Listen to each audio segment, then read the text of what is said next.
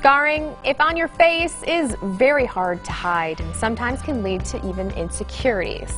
But there is help out there to get rid of them, and that is why Dr. Susan Schroeder from Perfect Skin Dermatology is here, because she has some solutions. Thank you so much for joining me this morning. So it was a pleasure. So when we think of, scarring on our face, we're usually thinking, acne scarring, and it's so difficult for so many to deal with. But is there a way to prevent it, or if we have it, can we even treat it? Okay. So yes, there is a way to prevent it, and most of you all know what that is.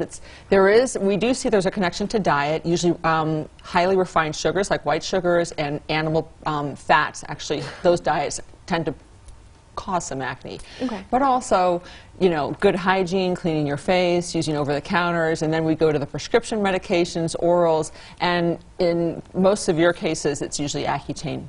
Oh, okay. Yeah, or isotretinoin is what it's called now. So when I hear Accutane, I think just extreme acne. Is that right? Well, yeah, that's something that we think about first line for extreme acne, because we want to stop scarring in its tracks. But as long as you're taking it correctly and monitored correctly, there are people that have just acne that seems to be going on, and they've tried everything, and they're not really severe. That's an option as well. Okay, so you're saying that there is a big connection between that Accutane and the scarring if people, if they didn't follow that diet and right. So what about people who no longer have that acne or deal with it, and they have those scars from maybe the Accutane from years ago? Is there any help for them? Lots of help available. So first, when we look at that, before I go into what the different options are, there are basically 3 different kinds of acne scars. There's something that's an ice pick, which is kind of like a pit in the skin, and it's deep. And then we have rolling hill variety, which is it's also deep, but it's more of a cutout. And then, not rolling hill, excuse me, that's boxcar. And then rolling hill is it's bound down underneath, so you have some undulation of the skin. So once we realize really what the underlying problem is, then we can address it. Okay. Yeah. So you just determine, once you know what type of scarring is there, what treatment is available? Yeah, sure. Okay, and I know we have some slides to show as well. Yeah, that's right. So for ice pick, we either punch it out, or sometimes we do something where we do a crosshatch and a little bit of trichloroacetic acid. It's a chemical peel type of procedure.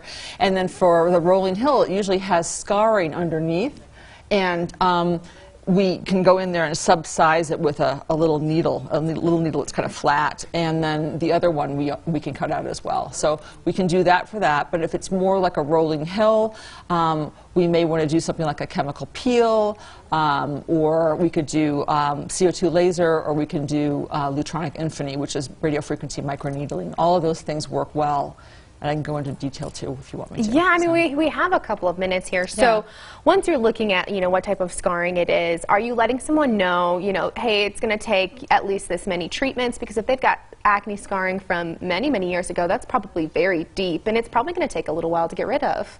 Right. So there's usually the chemical peels, and we have V-peel in our office. That's usually about 3 to 4 treatments. Patients come in and they think that they have scarring because they have these purple marks or discoloration.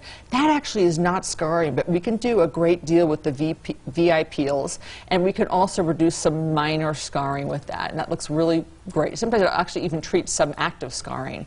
And then the most aggressive thing is to do CO2 resurfacing, or most of us these days do fractional CO2 resurfacing, because there are fewer side effects with that. And that causes deep remodeling depending on how severe, how intensive of a treatment you have. But there's a lot more downtime with that, and it is more expensive. And I think that the best option, and of course, it's hard to say one size fits all. Sometimes we combine a lot of these things depending on what kind of acne we're seeing, is if we do a series of radiofrequency microneedling treatments. And that's different from what we talked about last month with Profound, which is more for tightening the skin. This is more superficial, and it's usually a series of 3 treatments, spaced about 4 to 6 weeks apart.